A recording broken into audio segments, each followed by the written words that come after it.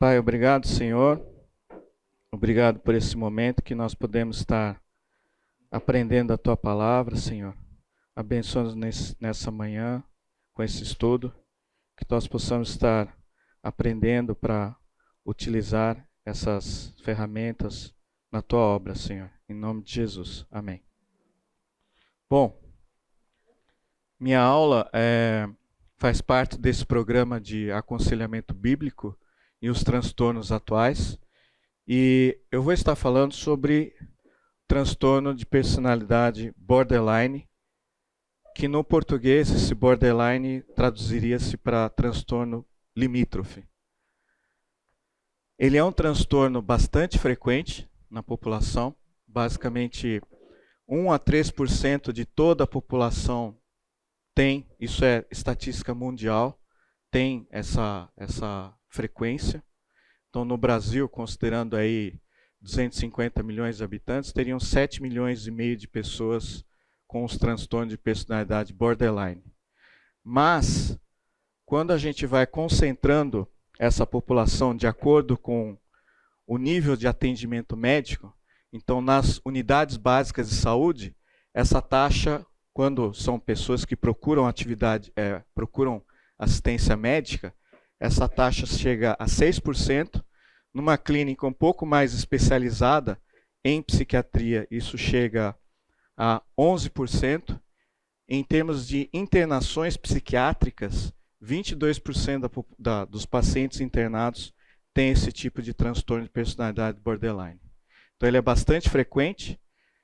E o grande problema, existem cerca de 10 tipos de transtornos de personalidade. Tá? O grande problema é que esse transtorno ele leva a pessoa a suicídio. Então esse que é o grande problema desse tipo de transtorno.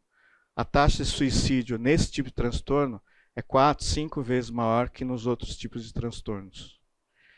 Então ele é um transtorno de personalidade. Tá? Não é uma doença, tá? Mas ele tem um problema de personalidade.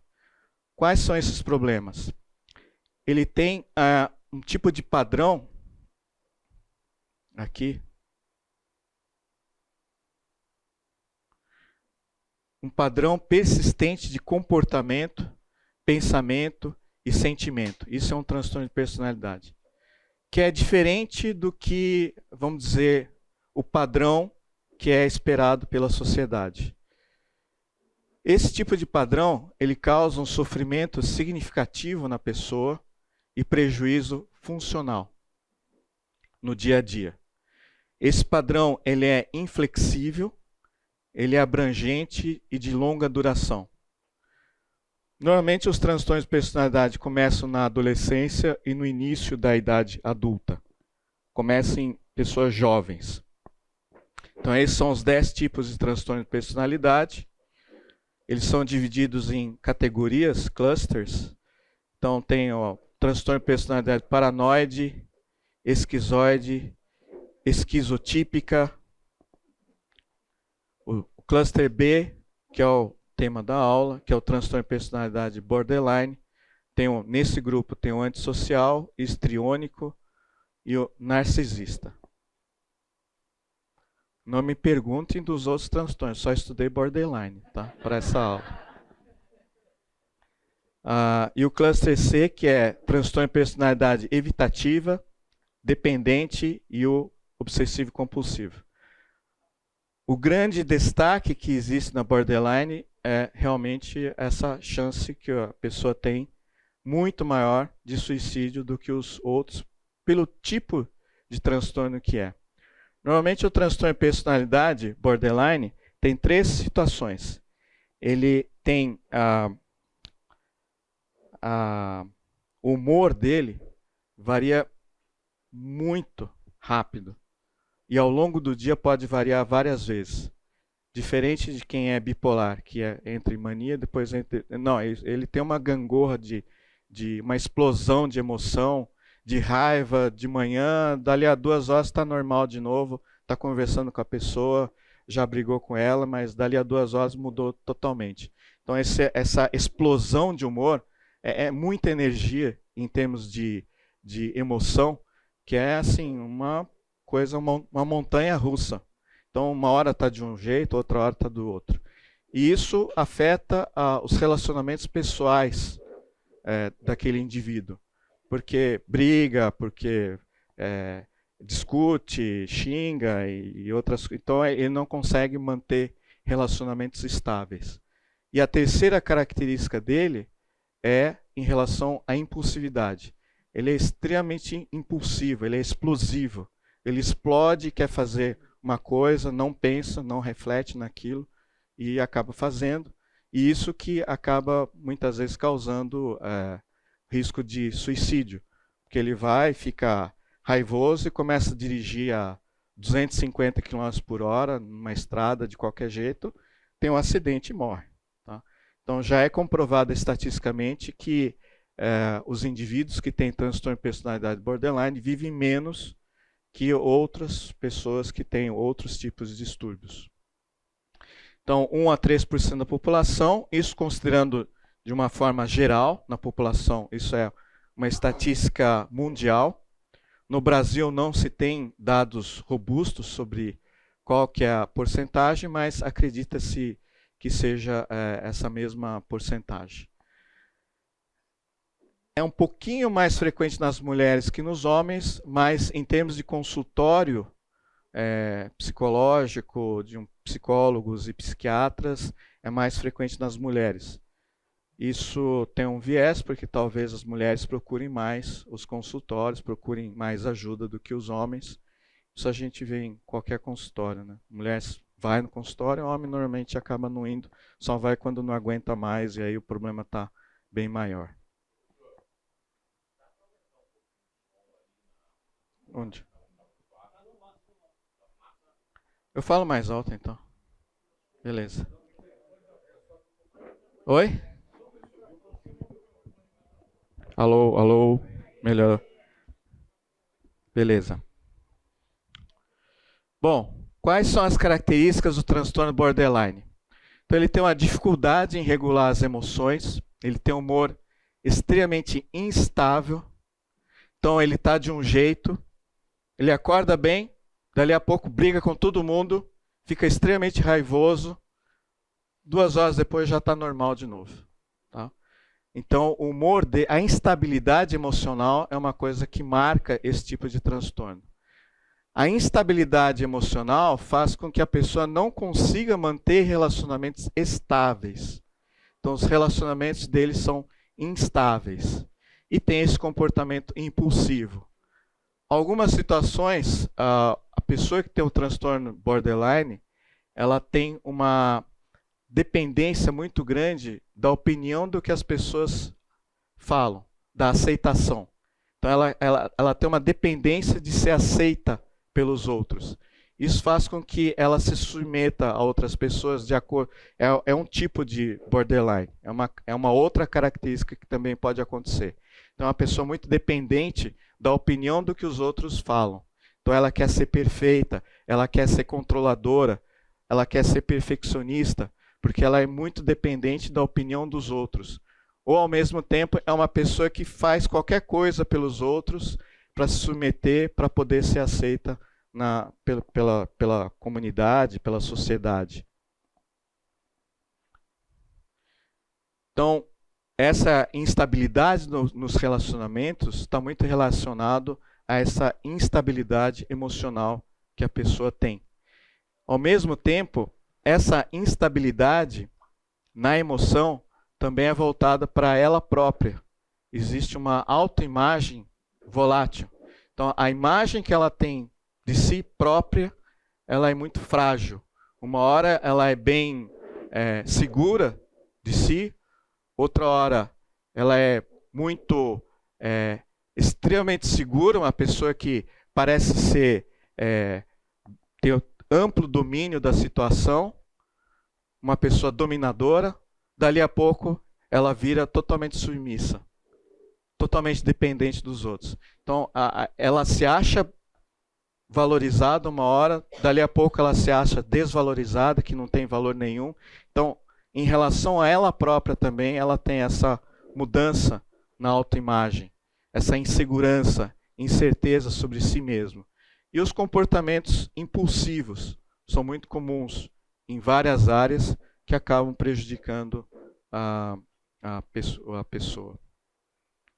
Então existe esse manual, o DSM-5, que significa Diagnostic and Statistical Manual on Mental Disorders. Está na 5ª edição, é de 2013. E eu não sabia que era 2013. Eu fui ver ontem, vi que é desatualizado, né? Estamos em 2025. Existem 9 características do transtorno de personalidade borderline ou limítrofe, que são considerados critérios diagnósticos para você confirmar que a pessoa tem transtorno de personalidade borderline. Só não vão sair daqui no intervalo falando, essa pessoa deve ter, essa pessoa... Tá? Não é a intenção disso aqui, tá? Não vão ficar julgando os outros aqui. Mas das 9 características, tá? A pessoa tendo 5 já entra nos critérios de transtorno. Aí fica mais, fica mais fácil, não precisa ter os 9, é só 5 você já faz o diagnóstico. E aí, primeira característica, medo intenso de abandono ou rejeição. Então essa é aquela situação em que a pessoa é extremamente dependente da opinião dos outros. Ele tem um pavor de ser abandonado, de ser rejeitado. Então ela faz qualquer coisa, qualquer negócio para ser aceito, né? Para não ser abandonado. Então o medo de ser rejeitado já causa uma ansiedade. Isso já leva a uma explosão de emoção. Pode gerar uma raiva quando esse gatilho é acionado. Uma preocupação constante, mesmo diante de pequenos sinais de afastamento. A evitação de abandono. O indivíduo frequentemente tenta evitar situações de abandono, mesmo quando o afastamento é apenas imaginado ou imaginário. Isso é apenas da mente dela, não é um fato real. E tem um comportamento exagerado frente a essa situação. Medo de ficar sozinho, reações emocionais intensas que são comuns em quem tem esse medo de abandono. Esse intenso medo de abandono pode levar a um apego, codependência, é uma pessoa muito carente, é uma pessoa que tem raiva e mudanças de humor emocional, se esses problemas, a pessoa percebe que pode acontecer isso.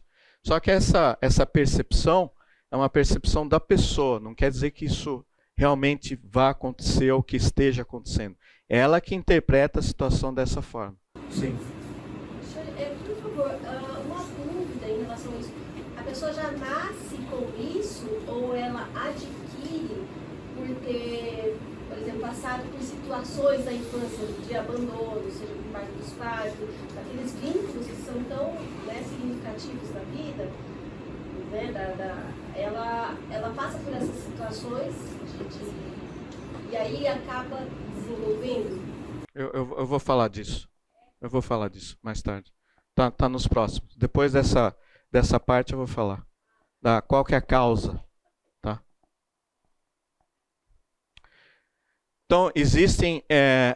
o outro critério são os relacionamentos intensos e instáveis. Tudo é intenso nessa pessoa, né? Então tem uma oscilação emocional, uma hora fala 1000 amores, dali a pouco já tá querendo matar a pessoa e quase sai correndo com a faca, com arma, alguma coisa assim, tá? Acorda super bem, carinhoso, carinhosa, dali a 2 horas, do nada, está correndo atrás com a faca, falando horrores. Então, é uma coisa extremamente... é uma gangorra, né? É uma montanha russa, na verdade. Então, a oscilação emocional é uma alternância entre idealização. Ela idealiza uma situação, mas depois ela se sente desvalorizada Então tem vínculos instáveis, porque ninguém aguenta conviver com uma pessoa assim. E emocionalmente intensos. Existe um desafio na estabilidade afetiva. E a instabilidade emocional compromete a construção de relacionamentos consistentes, saudáveis e duradouros. Existe uma visão distorcida do outro. A dificuldade em manter uma percepção equilibrada do parceiro gera sofrimento mútuo nas relações. O outro critério, perturbação na identidade pessoal. Há uma instabilidade na autoimagem. A pessoa experimenta mudanças na percepção de si mesmo, prejudicando seu senso de identidade e autoestima. Mudança de objetivos e valores, acorda com um tipo de objetivo, dali a pouco muda totalmente. Isso cria obstáculos para a própria pessoa, porque a pessoa fica perdida. Qual o objetivo que eu vou seguir na minha vida? Então isso leva a um sentimento de desorientação. Ela sente-se perdida ou sem direção, dificultando tomar as decisões consistentes e seguras. Em relação à impulsividade, começa a ter gastos excessivos, porque é impulsivo, vai lá, e diferente do bipolar, ele vai, depois muda, mas já gastou, né? Então, isso causa um prejuízo. Impulsividade em áreas do abuso de substâncias, então é uma pessoa que está mais propensa a abuso de drogas, cigarro, bebidas alcoólicas e outros. Direção perigosa, isso é frequente também. Comportamentos sexuais de risco ou episódios de compulsão alimentar. Isso aqui é uma foto de um vírus do HPV. HPV é um vírus sexualmente transmissível e na região da garganta há uma epidemia desse tipo de câncer nos Estados Unidos por causa do comportamento sexual de risco que tem muito lá. Comportamentos suicidas e autolesivos recorrentes. Então tem a ideação suicida, tentativas de suicídio, automutilação ou ameaças nesse sentido. Outro critério, instabilidade afetiva. Então mudanças rápidas de humor. Envolve alterações bruscas e intensas de humor, muitas vezes desencadeadas por situações do dia a dia. Então situações que são comuns do dia a dia, né? Alguém te fechou no trânsito, por exemplo, você pode até relevar. Nós tivemos a palavra do pastor Fernando semana passada sobre isso, né? Mas a pessoa tem uma mudança de humor que é uma coisa extremamente, não é muito frequente. Dificuldade no manejo das emoções, tem episódios recorrentes de estado emocional de desconforto, insatisfação, mal-estar, irritabilidade ou ansiedade, que tornam difícil controlar as emoções de forma adequada, o que leva a impactos no relacionamento. Então, o relacionamento interpessoal fica bastante comprometido porque realmente fica difícil de você conviver com uma pessoa dessa forma. Sentimento crônico de vazio, que é uma sensação persistente de vazio interior, falta de propósito ou significado na vida.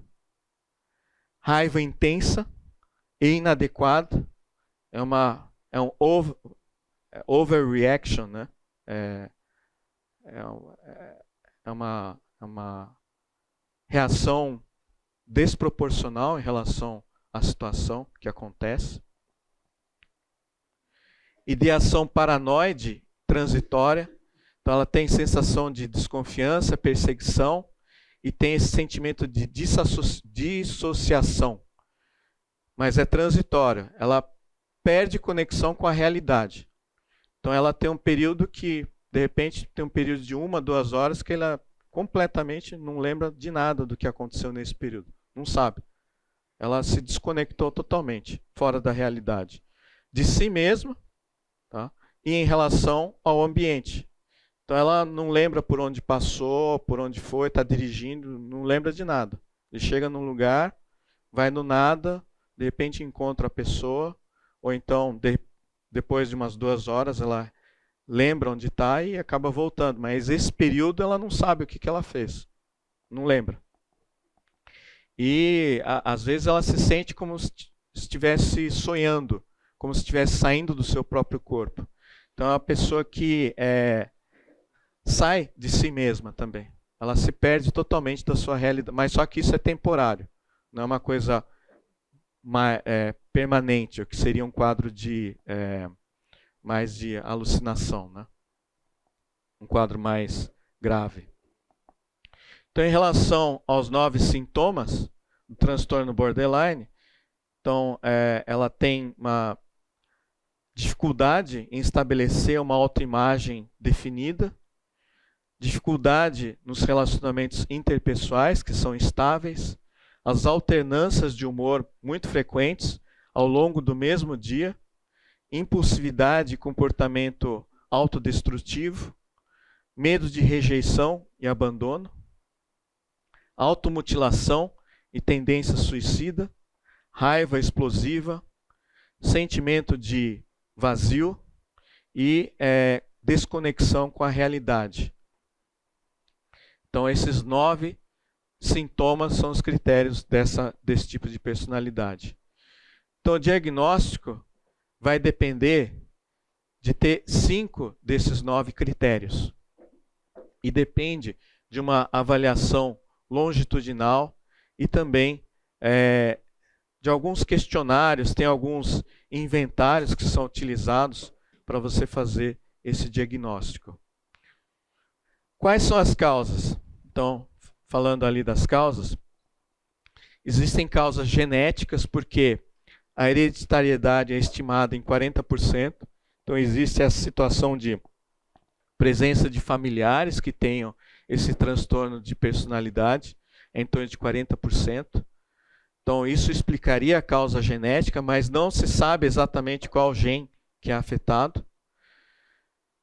Está relacionado a experiências adversas na infância, mas tem causas físicas também, orgânicas, que podem causar esse tipo de transtorno de personalidade que devem ser investigadas. Pacientes que tiveram traumatismo craniano, acidente vascular cerebral, tumores cerebrais, epilepsia, neurosífilis, esclerose múltipla, distúrbios endocrinológicos, envenenamento ou aumento dos níveis de metais pesados, distúrbios neurocognitivos associados ao vírus do HIV, porque o vírus do HIV ela contamina o tecido cerebral e pode causar lesões no cérebro a longo prazo. Então, essas situações, elas podem causar sintomas do transtorno de personalidade borderline, mas tem uma causa física, orgânica, que precisam ser afastados por um médico em relação a essas doenças. Então, tem uma doença que pode causar transtorno de personalidade borderline também. E o abuso de drogas. Abuso de drogas também leva a transtorno de personalidade borderline. Então, o transtorno de personalidade borderline daquela pessoa é consequência do abuso de drogas. Se você tira o abuso de drogas, você melhora a situação daquele indivíduo. Uma coisa que ela é frequente nos artigos científicos é de que aproximadamente 70% das pessoas com esse tipo de transtorno de personalidade experimentaram um abuso na infância, maus tratos na infância. Então, existe uma relação grande desse tipo de problema relacionado a abuso. Hospitalização. É necessário hospitalização, né, nessas pessoas? Depende. Principalmente se tem ideação suicida, evidente, o risco iminente de comportamento de alta letalidade, pensamentos negativos intensos, com agitação, psicose transitória. Se ele entra num quadro psicótico que começa a ficar perigoso para a pessoa, é recomendado que haja hospitalização.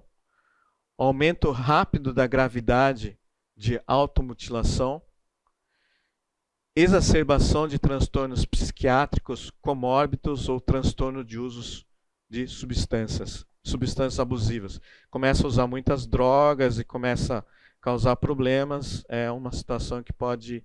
E aí ele tem um outro problema associado. Nessa situação pode-se pensar em fazer uma hospitalização. Professor, quando o senhor fala de abuso de drogas, só está falando de drogas ilícitas ou uma pessoa com um problema crônico que tem que usar medicamentos por um longo período, isso também pode? Não, seria cocaína e álcool. Álcool é lícito, né? Infelizmente. Sim. Não. E aí, a grande dificuldade de estabelecer totalmente o diagnóstico que pode estar associado a outras doenças. Tá? Aí, realmente, a doenças psiquiátricas. Pode estar associado à depressão, a um quadro de bipolaridade, pode ter outros transtornos de personalidade associados. Existem doenças que pioram o transtorno de personalidade borderline, por exemplo, obesidade, diabetes, doenças gastrointestinais, doenças cardiovasculares, quadro de hipertensão, dor crônica, outros transtornos alimentares, outras doenças sexualmente transmissíveis. Todas essas doenças estão relacionadas à piora no transtorno de personalidade borderline. Então, e podem estar associados também. Além da avaliação psicológica, tem alguma outra forma de exame de sangue, algum outro tipo de exame que auxilie na identificação do problema? Não tem. Nem exame de imagem, pode fazer ressonância, qualquer PET, SPECT-CT, pode fazer... Não tem um marcador. É clínico o diagnóstico. Porque é uma personalidade que está alterada. Aqui atrás a gente não ouviu a pergunta aí. A pergunta é, existe algum exame para eu fazer um diagnóstico de transtorno de personalidade borderline? Não. É clínico o diagnóstico. Aliás, a maioria das doenças psiquiátricas, é difícil você ter um exame que marque exatamente, né? Agora, os exames são importantes para você afastar outras doenças, que nem aqui. Você pode ter um paciente que tem um diabetes descontrolado, ele tem um transtorno, mas se insistir só no tratamento do transtorno, não vai resolver o problema, porque ele tem um diabetes descompensado. Tem que compensar esse diabetes, por exemplo. Pode ter. O paciente pode ter um hipotireoidismo, por exemplo, também. Ou um hipertireoidismo, que piora até a situação clínica dele. Né?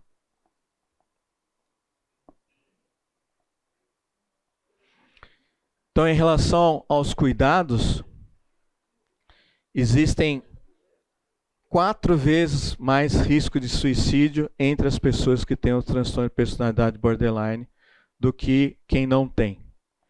75% dos pacientes das pessoas com transtorno de personalidade borderline tentaram suicídio já.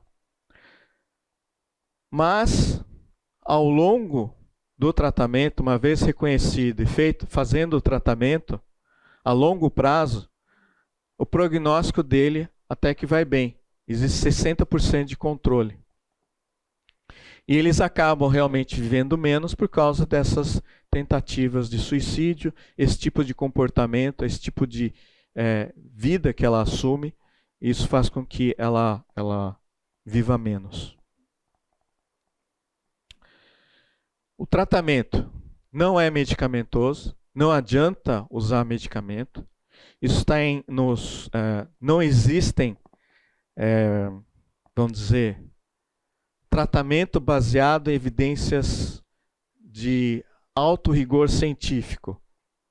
Não existe nada relacionado aos transtornos de personalidade em relação a quais são os melhores tratamentos para isso.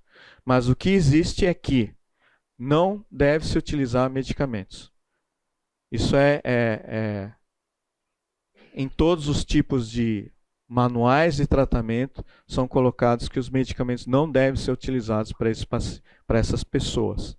Os medicamentos, pelo contrário, podem piorar o quadro de transtorno de personalidade borderline.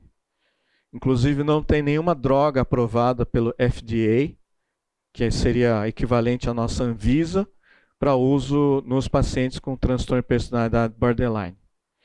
Apenas se a pessoa tem uma situação de comorbidade, por exemplo, se a pessoa tem transtorno bipolar, tem esquizofrenia associada, ou tem uma depressão, poderia se utilizar medicamentos para essas outras situações, mas não para o transtorno de personalidade borderline. E aí o que se tem observado com o tempo é que o transtorno de personalidade borderline, com o tempo, ela pode se estabilizar ao longo do tempo. Porém, nessa estabilização, conforme avançam a idade da pessoa com esse tipo de transtorno, o que se tem observado, esse é um estudo a longo prazo, que foram acompanhados 2.500 pessoas com transtorno de personalidade borderline. E foi avaliado ao longo do tempo quais eram os sintomas mais frequentes e o que mudava ao longo desse tempo. E o que eles viram é que nos pacientes mais de idade mais avançada, né, conforme vai avançando, as pessoas mais experientes, elas têm menos sintomas relacionados a suicídio e a autoinjúria, a autoflagelação, a automutilação. Isso e relacionado também a sentimento de vazio. Em relação a esses sintomas, as pessoas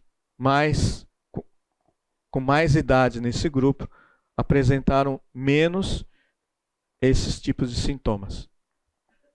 Ao mesmo tempo, sintomas de raiva e problemas de relacionamento foram maiores nesse grupo, nos mais idosos. Então, conforme vai avançando a idade, você diminui o risco de suicídio e de automutilação, mas a pessoa vai ficando cada vez mais raivosa e cada vez com mais problemas de relacionamento. Ela vai ficando cada vez mais insuportável. Né? É isso que a gente conclui, né? Ele fica velho, fica mais raivoso. Quem que vai aguentar uma pessoa assim, né?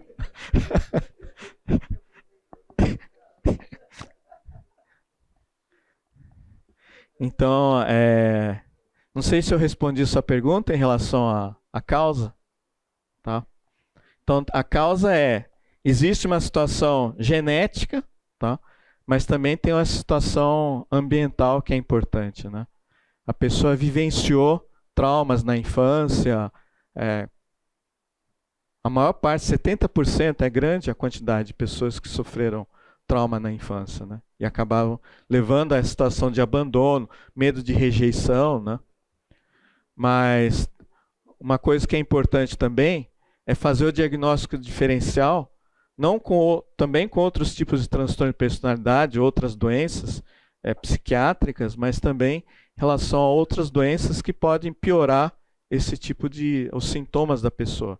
Então, a pessoa pode ter uma doença, na verdade, física, que faz com que a pessoa tenha o transtorno de personalidade borderline. Não é que ela tenha o transtorno de personalidade borderline por uma situação específica, mas é porque ele tem uma doença, a doença não está controlada, e isso está levando a pessoa a ter um transtorno de personalidade borderline.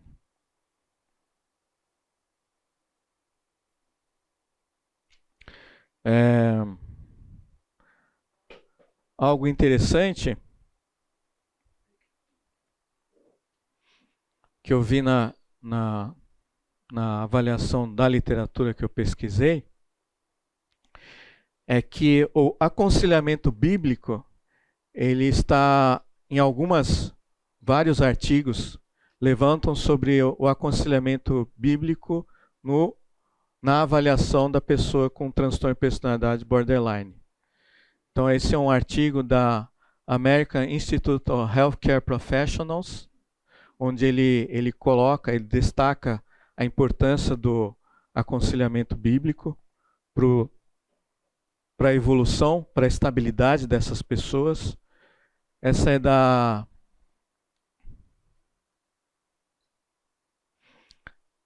Associação dos conselheiros bíblicos certificados, né? Onde ele destaca sobre você atuar nas raízes daquilo que estão levando a pessoa a ter os sintomas do transtorno de personalidade borderline, nesse artigo científico aqui.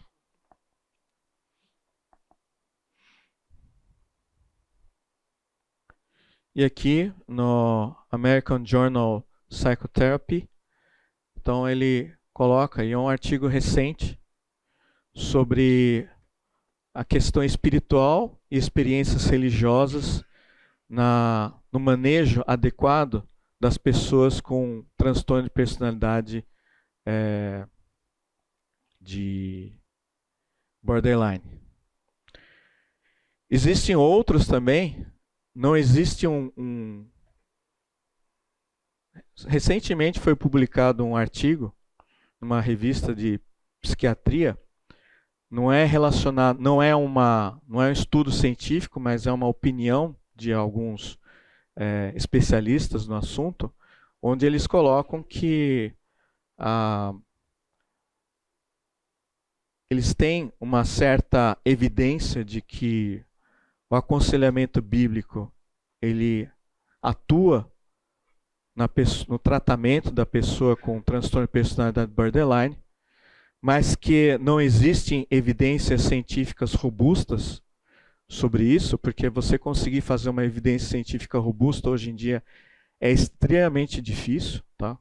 Mesmo para provar que o medicamento A é melhor que B, para você desenhar esse tipo de estudo é extremamente trabalhoso, tá? É difícil, gasta muito dinheiro para você conseguir fazer um tipo de estudo desse porte. Então, não existe uma evidência robusta. Aliás, não existe evidência robusta gigante para umas inúmeras coisas na área médica, tá? Muito é mais empírico. Existe algum norte, mas muita coisa não tem uma evidência tão grande assim, em boa parte das coisas. E ele coloca que realmente esses experts, que a abordagem espiritual, religiosa, cristã, bíblica, tem um auxílio no equilíbrio dessas pessoas e que são necessários mais estudos para você conseguir realmente comprovar que esse aconselhamento bíblico, esse manejo do ponto de vista bíblico dessas pessoas, além da psicoterapia, além do que já se usa atualmente, para você conseguir manter um equilíbrio dessas pessoas, né? Porque é uma pessoa que não tem equilíbrio, né? Uma hora está de um jeito, outra está de outro. Ela tem consciência de que isso acontece. Isso gera sofrimento para a pessoa que é desse jeito, né? Então, cada vez mais ela vai se culpando, mas ela sozinha ela não consegue, né? Então, nada melhor do que a Bíblia para trazer equilíbrio para essa pessoa, né? O aconselhamento bíblico. São 10:08. Alguma dúvida em relação até aqui? Não me apertem muito, tá? Eu não sou psiquiatra, não sou psicólogo, tá? Mas, se quiserem fazer algumas perguntas. Oi. Infância. Esses sintomas começam desde a infância. Em geral, adolescência e idade adulta. São os dois períodos que começam. Adolescência, né? O mais novo seria na adolescência.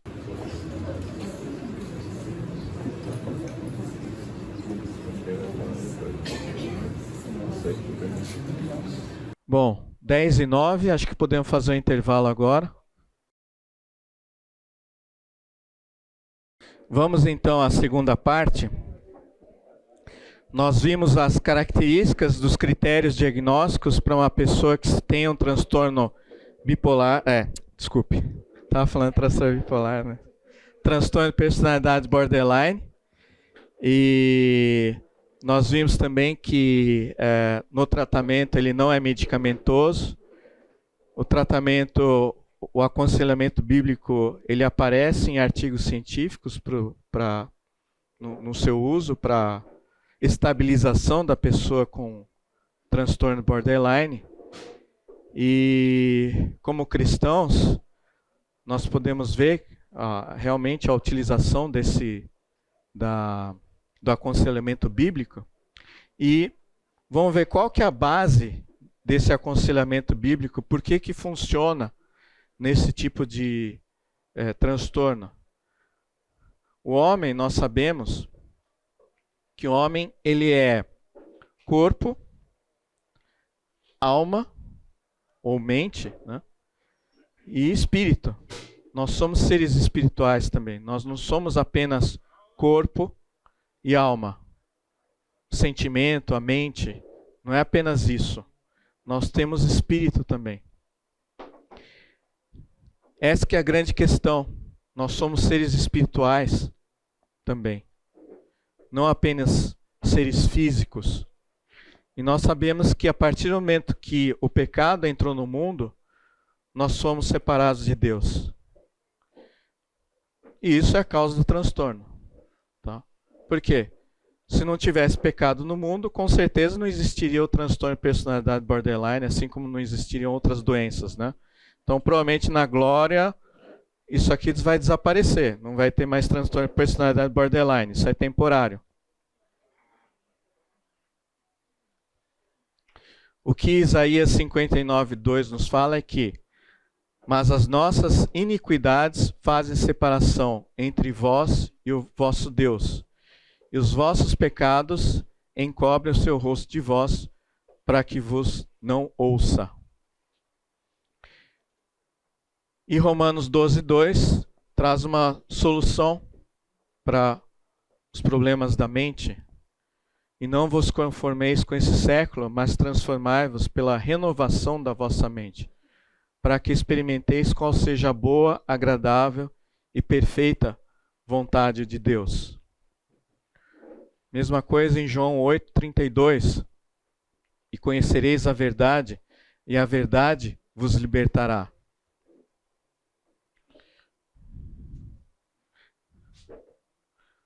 O amor de Deus sobre as nossas vidas, em João 3,16, porque Deus amou ao mundo de tal maneira que deu o seu Filho unigênito para que todo que nele crê não pereça, mas tenha vida eterna.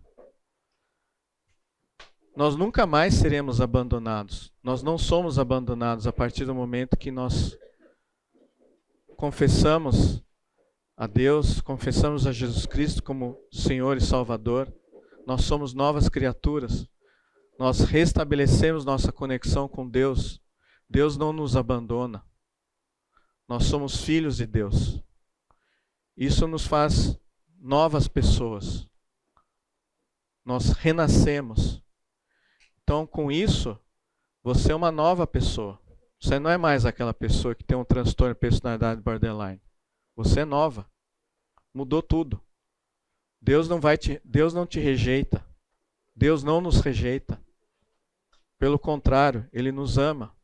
Isso transforma as vidas.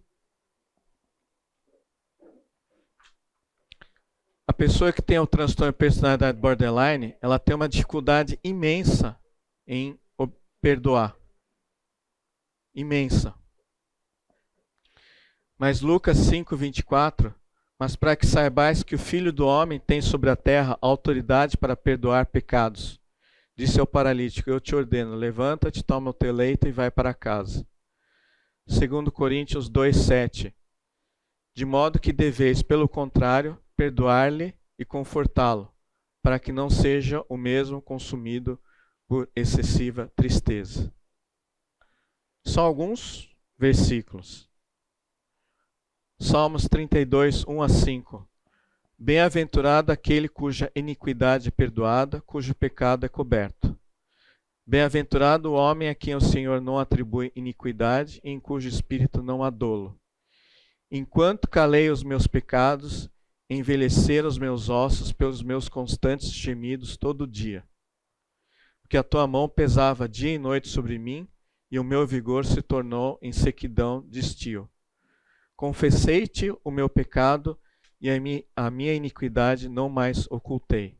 Disse: confessarei ao Senhor as minhas transgressões e tu perdoaste a iniquidade do meu pecado. Então, a partir do momento que nós nos transformamos em nova criatura, nós perdoamos, nós somos perdoados, nós perdoamos os outros. E a partir do momento disso, isso transforma a vida das pessoas. Como a gente tem aqui escrito: enquanto calei os meus pecados, envelheceram os meus ossos pelos meus constantes gemidos todo dia. A falta de perdão gera sofrimento para a pessoa que não libera o perdão, que é o que a pessoa que tem um transtorno de personalidade bipolar, bipolar não, agora eu tô com bipolar na cabeça, que a gente estava conversando sobre bipolar, borderline tem. Então ela sofre porque ela não perdoa. Essa é uma característica que tem transtorno de personalidade borderline. Ela não perdoa. 1 João 1,9. Se confessarmos os nossos pecados, Ele é fiel e justo para nos perdoar os pecados e nos purificar de toda injustiça. Salmo 34 também. Bendirei o Senhor em todo tempo, o seu louvor estará sempre nos meus lábios. Gloriar-se-á no Senhor a minha alma, os humildes o ouvirão e se alegrarão. Engrandecei o Senhor comigo, e todos, a uma, lhe exaltemos o nome. Busquei o Senhor, e ele me acolheu. Livrou-me de todos os temores. Todos aqueles medos de rejeição, abandono. Contemplai-o e sereis iluminados, e o vosso rosto jamais sofrerá vexame. Clamou este aflito, e o Senhor o ouviu e o livrou de todas as suas tribulações. O anjo do Senhor acampa-se ao redor dos que o temem e os livra. Ó, provai e vede que o Senhor é bom. Bem-aventurado o homem que nele se refugia. Temei o Senhor, vós os seus santos, pois nada falta aos que o temem. Os leõezinhos sofrem necessidade e passam fome, porém aos que buscam o Senhor, bem nenhum lhes faltará. Vinde, filhos, escutai-me, e eu vos ensinarei o temor do Senhor. Quem é o homem que ama a vida e quer longevidade para ver o bem? Refreia a língua do mal e os lábios de falarem dolosamente. Aqueles sentimentos de raiva que a pessoa começa a ter, está aqui, 34:13. Aparta-te do mal e pratica o que é bom. Procura a paz e empenha-te por alcançá-la. Os olhos do Senhor repousam sobre os justos. Os seus ouvidos estão abertos ao seu clamor. O rosto do Senhor está contra os que praticam mal, para lhes extirpar da terra a memória. Clamam justos, e o Senhor os escuta e os livra de todas as suas tribulações. Todos os medos que a pessoa sente, que a pessoa que tem o transtorno de personalidade borderline tem muito medo, os medos de rejeição, abandono. Perto está o Senhor dos que têm o coração quebrantado e salva-os o espírito oprimido. Muitas são as aflições dos justos, mas o Senhor de todos o livra. Preserva-lhe todos os ossos, nenhum deles sequer será quebrado. O infortúnio matará o ímpio, e os que odeiam o justo serão condenados. O Senhor resgata a alma dos seus servos, e dos que lhe confiam nenhum será condenado. Então, em relação ao sentimento de abandono, Romanos 8:38-39 nos fala que: porque estou certo de que nem a morte, nem a vida, nem anjos, nem principados, nem coisas presentes, nem futuras, nem poderes, nem altura, nem profundidade, nem qualquer outra criatura poderá nos separar do amor de Deus que está em Cristo Jesus, nosso Senhor. E Isaías 49:15. Ainda que uma mãe possa se esquecer do seu bebê e não ter compaixão do filho do seu ventre, eu não me esquecerei de você. Em relação ao sentimento de rejeição, muitas pessoas que têm esse tipo de transtorno, elas se sentem como vasos quebrados, que todos acabam se afastando e que nunca ninguém os amará. Mas de acordo com a Escritura, o Senhor está perto dos quebrantados de coração e salva os que estão com o espírito abatido. Salmo 34, 18. Deuteronômio 31, 6. Sejam fortes e corajosos. Não tenham medo, nem fiquem apavorados por causa deles. Pois o Senhor, seu Deus, vai com vocês. Nunca os deixará. Nunca os abandonará. Por mais que a pessoa tenha sentido o abandono dos pais, por exemplo, né? Nosso Pai, Ele nunca vai nos abandonar e sempre estará conosco. Estabilidade, essa própria instabilidade emocional que a pessoa tem, segundo Timóteo 1,7, pois Deus não nos deu espírito de covardia, mas de poder, de amor e de equilíbrio. Provérbios 3, 21. Meu filho, guarde consigo a sensatez e o equilíbrio. Nunca os perca de vista. Em relação àquele vazio, que é uma das características também que a pessoa com transtorno de personalidade borderline tem. João 4,14. Mas aquele que beber da água que eu lhe der, nunca terá sede. Pelo contrário, a água que eu lhe der se tornará nele uma fonte de água a jorrar para a vida eterna. Outro exemplo, João 6,35. Eu sou o pão da vida. Aquele que vem a mim nunca terá fome. Aquele que crê em mim nunca terá sede. Existe a questão do suicídio e da automutilação ou do se expor a situações de altíssimo risco para a sua vida, mas o nosso corpo carnal, 1 Coríntios 6, 19, 20, nos coloca que ele é o santuário do Espírito Santo. Acaso não sabeis que o vosso corpo é santuário do Espírito Santo que está em vós, o qual tendes da parte de Deus, e que não sois de vós mesmos, porque fostes comprados por preço. Agora, pois, glorificai a Deus no vosso corpo. Assim como em João 3,16. Porque Deus amou ao mundo de tal maneira que deu o seu Filho unigênito para que todo nele crê, não pereça, mas tenha a vida eterna.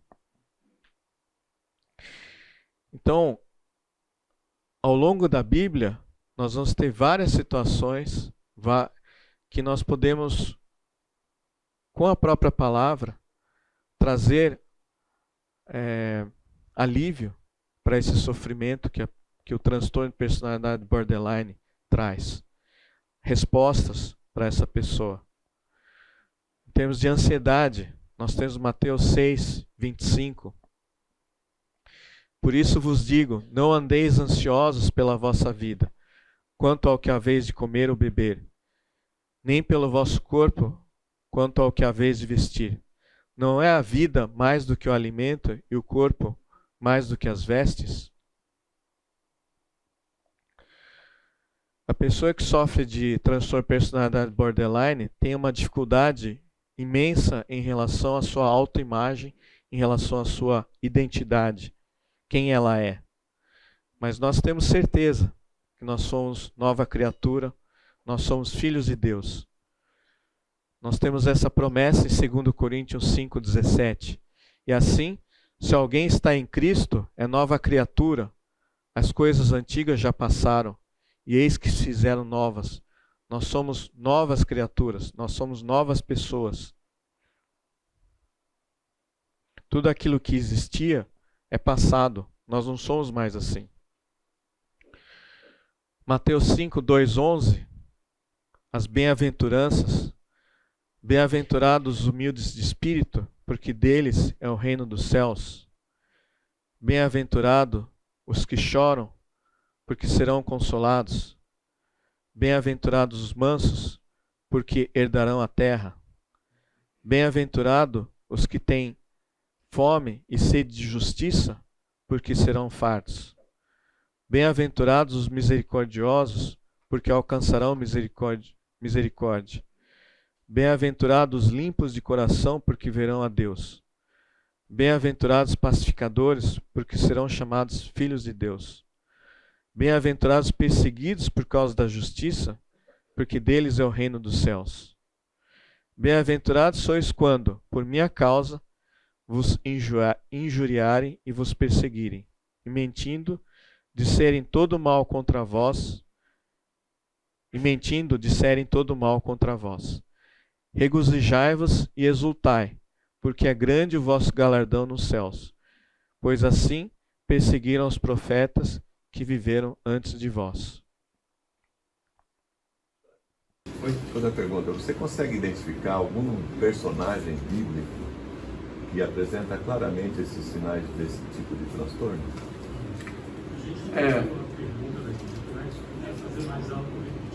Se existe algum personagem bíblico que teria alguma relação com esse tipo de transtorno. Um que eu pesquisei e existiria uma relação seria Sansão. Mas assim, está um pouquinho forçado, tá? Se for ver bem. Agora, por exemplo, a gente tem algumas celebridades que está mais próximo do nosso dia a dia. Por exemplo, uma personalidade típica foi a Amy Winehouse, né? Então ela tinha explosões de emoção, né? Vivia de um jeito, estava bem-humorada numa época, numa hora, estava bem, com planos, projetos, shows, não sei o que, de repente entrava num poço de depressão e aí utilizava drogas, né? Cocaína e outros, e isso levou ao suicídio dela, né? Então é uma pessoa bastante, assim, é da nossa época, né? Recente, a Amy Winehouse. Existem outras pessoas, personalidades, mas são bem distantes, né?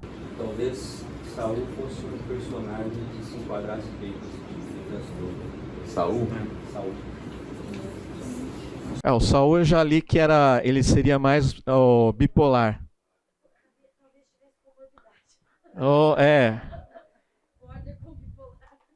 Talvez. Outras personalidades é Marilyn Monroe, mas Marilyn Monroe tá longe, nem foi da minha época, né?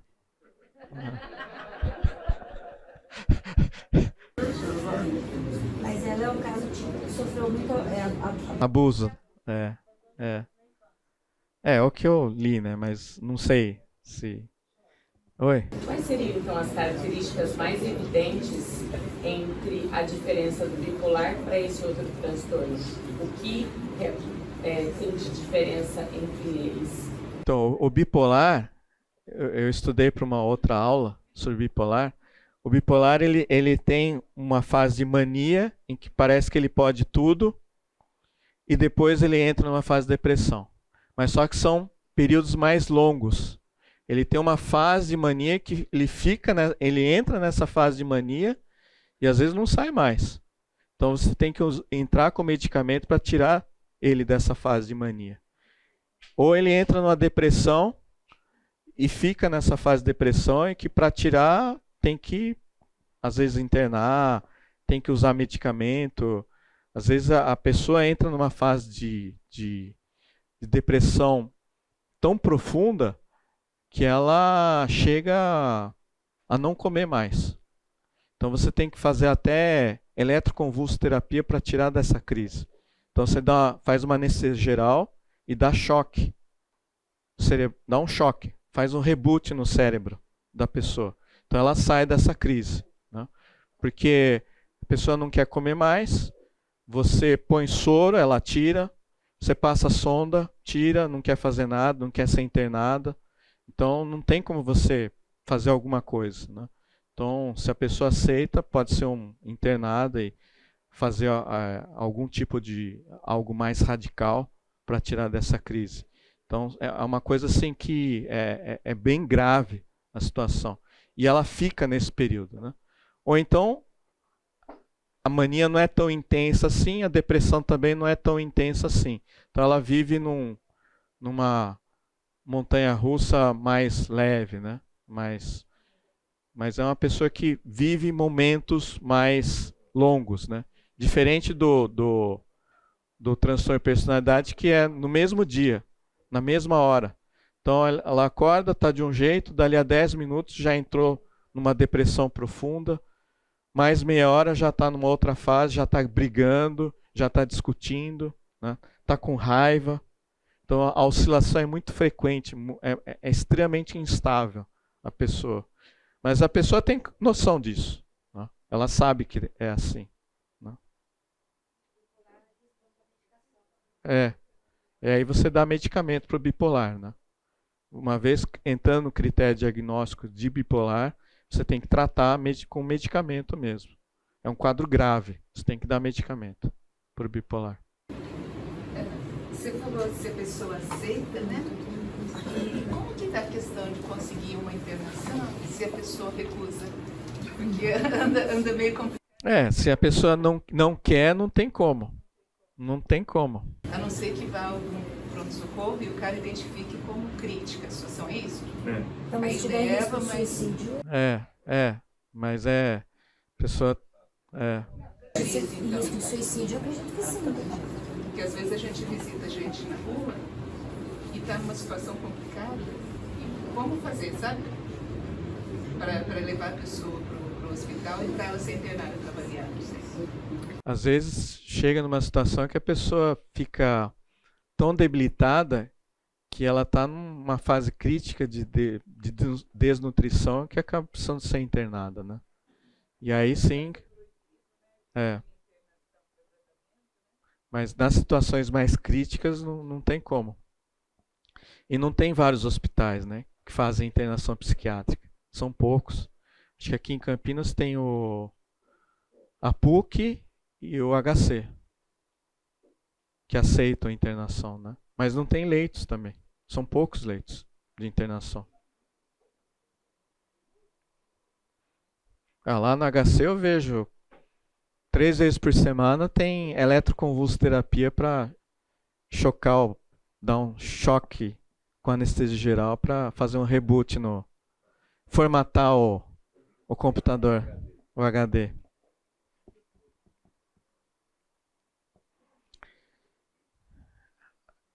Em relação à questão da raiva e da vingança, algo interessante aqui que Mateus 5, 38 a 42 nos fala. Ouviste que foi dito, olho por olho, dente por dente. Eu, porém, vos digo, não resistais ao perverso, mas a qualquer que te ferir na face direita, volta-te também a outra. E ao que quer demandar contigo e tirar-te a túnica, deixa-lhe também a capa. Se alguém te obrigar a andar 1 milha, vai com ele 2. Dá a quem te pede e não volte as costas ao que deseja que lhe emprestes.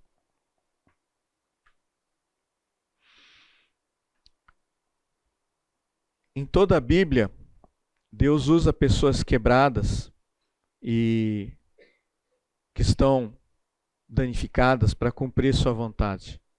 Jesus era um refugiado antes de levar nossos pecados na cruz. Davi era um menino pastor antes de matar Golias, se tornar um rei de Israel. José foi rejeitado entre seus irmãos, que o venderam como escravo antes de se tornar o principal ministro do Egito e salvar sua família da fome. Moisés, depois ele se tornou um criminoso e assassino antes de liderar uma nação inteira de pessoas para fora do Egito. Se Deus pode utilizar essas pessoas, que são consideradas as menores, ela também pode utilizar alguém que se sente dessa forma, que é como a pessoa que tem transtorno borderline se sente. Muitas dessas figuras bíblicas questionaram a escolha de Deus, sentindo que não eram adequadas para o papel que Deus as escolheu para desempenhar. Mas eles finalmente confiaram que Deus tinha um plano para eles, para prosperá-los, para usá-los para fazer um bom trabalho e dar-lhes propósito na vida. A pessoa com transtorno borderline pode questionar por que está aqui, se há algum propósito em sua dor. Mas Deus pode transformá-las. A palavra de Deus pode transformá-las. Confiando em Deus, eles podem ter sua vida transformada. A fé pode transformar a vida dessas pessoas e ter novamente esperança na vida. Algo bem interessante é a comunhão. Isso é um trecho de um texto que eu tirei de um artigo. E a comunhão é como terapia de grupo. Estar em uma comunidade de cristãos é muito terapêutico. Muitos cristãos estão quebrados e podem estar lutando à sua maneira. Percebe que muitos deles estão dispostos a compartilhar suas experiências e deficiências, seja em comunhão ou em particular. Muitos deles são tão gentis e receptivos, não importa o quão estigmatizantes as coisas possam ser. É tão notável ver como uma comunidade de pessoas que estão quebrantadas em seus próprios caminhos se unem em Cristo, apoiam umas às outras e encontram sua cura em tudo isso. Pense nisso como ter uma terapia de grupo com Deus como terapeuta. Encontrar um corpo de Cristo que esteja disposto a aceitar você e suas deficiências sem julgamento, talvez possa servir como a base estável que você está procurando. Então esse é um texto de um autor sobre o uso do aconselhamento bíblico na parte de estabilização como terapia associada na pessoa que tem esse tipo de transtorno borderline. E aí, ressaltar novamente o aconselhamento bíblico. Então, esse é um site, mas é um site científico, tá? Da American Institute of Healthcare Professionals, sobre aconselhamento cristão. Aqui, a Associação de Conselheiros Bíblicos Certificados, sobre o tratamento de transtorno de personalidade borderline, atuando na raiz do problema, não apenas do ponto de vista comportamental, mas na sua essência, modificando a pessoa, modificando a personalidade da pessoa, apagando todos os traumas que a pessoa teve na infância, por exemplo. E esse é o mais recente que eu vi, que é um artigo científico da American Journal of Psychiatric, que coloca a importância do aconselhamento espiritual e religioso cristão, tá? Ele coloca aqui Spiritual and Religious Experience, mas não é espírita, não é budista, não é nada disso. O foco do artigo é relacionado ao aconselhamento bíblico cristão. Tá? Então, para essas situações, porque a pessoa ela não é considerada uma doença, tá? A pessoa não é doente do ponto de vista orgânico. A personalidade dela que é assim. Ela ficou assim, ou é assim, ou já era, tá? Mas são características da personalidade. Como não existe um problema orgânico, uma doença, por isso que não usa medicamento. Tá? Diferente de quem tem esquizofrenia, por exemplo, que é uma doença mesmo orgânica. Eu ia perguntar exatamente isso, sobre a esquizofrenia. Ela tem as mesmas características do borderline? Não. A esquizofrenia é bem diferente, porque ela tem alucinação. Ela tem alucinação e por um bom tempo. E muitas vezes ela não sai mais da alucinação. Ela não consegue mais voltar à realidade sozinha. Então tem um filme bem característico que mostra como é que é a pessoa que tem esquizofrenia, que é uma mente brilhante. Então esse filme ele mostra bem, ele não consegue mais voltar à realidade, ela se desconecta totalmente. Tá? Começa a ouvir vozes, é uma doença. Doença e é grave, porque ela sai fora da realidade. O diagnóstico é clínico também? É clínico, tá? Mas você pode utilizar alguns exames de imagem, por exemplo, que você vê que o funcionamento cerebral é bem diferente. A pessoa bipolar, esquizofrênica, por exemplo, são doenças que você faz exames de funcionamento cerebral, onde você vê que o funcionamento do cérebro está diferente. Mas não tem assim um exame de sangue para você falar, não, esse é esquizofrenia. Não, é um critério diagnóstico, ele é clínico, que você vê que a pessoa ele entra nessas fases, é um diagnóstico médico, onde a pessoa vê que ela entra nessas fases de alucinação, de fugir totalmente da realidade. Tá?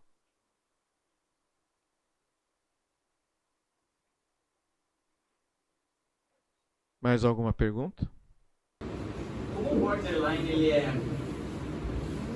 comportamental, né? Você diz que não tem uma manifestação, um dado clínico objetivo que faça que você chegue no diagnóstico preciso?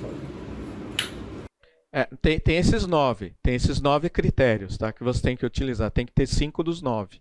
A manifestação comportamental deles, que não tem, vamos dizer, na maioria dos casos, uma lesão, uma injúria neuronal. Você citou vários textos das Escrituras que a gente deveria abordar para que a verdade de Deus entre na cabeça da pessoa e ela, poxa, eu preciso mudar. Ele é capaz de mudar o comportamento. A pessoa que está cheia do Espírito Santo, naturalmente vai exalar os frutos do Espírito Santo. Então, para mim, muito mais do que um tratamento médico seria o aconselhamento. É isso? Sim. Mas não tem evidência, tá? Não tem evidência científica de que só isso é suficiente. Mas a gente sabe que tem sua suficiência, né? Isso está na palavra. Mas não existem estudos você mostrando, tipo, 1000 pessoas que têm esse tipo de transtorno, que foram avaliadas por aconselhamento bíblico, quantas % dessas pessoas evoluíram para um estado de estabilidade. Tá? Mas há um caminho para isso, porque esse consenso de psiquiatras, eles viram que isso é algo que já mostra um norte de que o aconselhamento bíblico vai ajudar essas pessoas na sua estabilização. Tem o uso de ansiolíticos, compostos desse tipo para ele? Então, a recomendação é que não entre com medicamento. Nenhum. Então, não existe nenhum medicamento em bula pela FDA aprovado para uso para esse tipo de tratamento. Pelo contrário, existe chance de piora, a não ser que ele tenha uma comorbidade. Então ele pode ter esquizofrenia, ele pode ter, não esquizofrenia, mas existe transtorno bipolar, ele pode ter bipolar junto, ele pode ter uma depressão junto. Aí talvez o uso de medicamentos possa estar associado, principalmente no bipolar. Né? Talvez. Bom, aconselhar uma pessoa com borderline não é simples, né? São vários aspectos que você tem que abordar, raiva, solidão, uma série de coisas que você tem que lidar com a pessoa e que é uma montanha-russa. E como você falou, tem períodos da vida que a pessoa talvez tem pensamentos mais suicidas, depois raiva. Você entende que uma pessoa que tem borderline necessita de aconselhamento bíblico ou tratamento pelo resto da vida? Ou é algo que a gente pode aconselhar e de repente aquela pessoa terminar esse tratamento? Como é que você vê isso? Olha, a pessoa que tem o transtorno de personalidade borderline, se ela não é convertida, a partir do momento que ela se converte, ela tem que mostrar os frutos do Espírito, e a partir daí, com certeza, com aconselhamento associado, a pessoa vai ter com o discipulado e no seu caminhar, isso vai mudar. É natural. Eu vejo dessa forma. Que o aconselhamento bíblico, numa pessoa que não é convertida, é importante para que ela se converta, né? Porque a partir do momento que o Espírito Santo entra na vida da pessoa, a pessoa é nova criatura, a própria palavra, o estudo da palavra daí, vai tornar a pessoa uma nova pessoa. E isso sim, leva a uma estabilidade. Não só no borderline, mas isso pode acontecer também na pessoa com depressão e outras doenças, né? Também. Porque o grande problema de ter o transtorno borderline, qual que é? Pecado, né? Foi o pecado.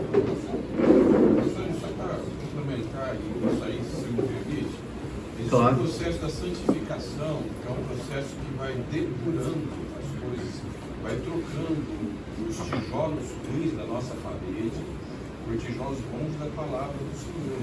E aqui no Santificando é um processo contínuo, na minha forma de ver, um processo contínuo de depuração. E Paulo diz, olha, a gente só vai de fato estar pronto quando estivermos um pouco glorificados. É uma outra situação. Por isso que o aconselhamento bíblico é importante, né, para a pessoa. No caso, por exemplo, do cônjuge, a gente chega em um caso como esse, acho que é importante também a gente pensar em quem está à volta, né? Porque às vezes não dá para lidar com isso, e aí o aconselhamento, o apoio para o cônjuge, acho que é importante. Sim, sem dúvida, também. Porque não deve ser fácil conviver. Eu não conheço ninguém que tenha esse tipo de transtorno, tá? Nunca convivi. Já convivi com narcisista, tá? Mas minha mãe era narcisista. Né? Então são situações difíceis, né, de conviver. E isso causam traumas nas pessoas. Eu acho que, com certeza, o aconselhamento, não só aquele aconselhamento que é momentâneo, mas para que a pessoa realmente se converta, né? Porque aí sim você tem a transformação da vida da pessoa com a santificação. Nem todos querem, né?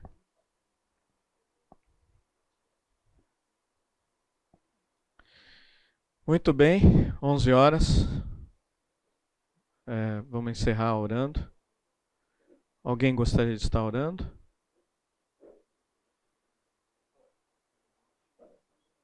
Alguém gostaria de orar? Senhor Deus, louvado seja o teu nome, Pai. Agradecemos, Pai, por essa aula, pela vida do João, ter estudado esse assunto tão complexo. Senhor, que o Senhor nos dê sabedoria como conselheiros, como membros do corpo da igreja, a ajudar, a aconselhar pessoas que sofrem desse mal, Senhor. Também pedimos, Senhor, que o Senhor cuide dessas pessoas, que o Senhor transforme o coração delas, que elas possam sentir o teu cuidado, possam sentir o teu amor, Pai, por elas. Que o Senhor abençoe o nosso domingo, é isso que eu oro em nome de Jesus. Amém. Amém.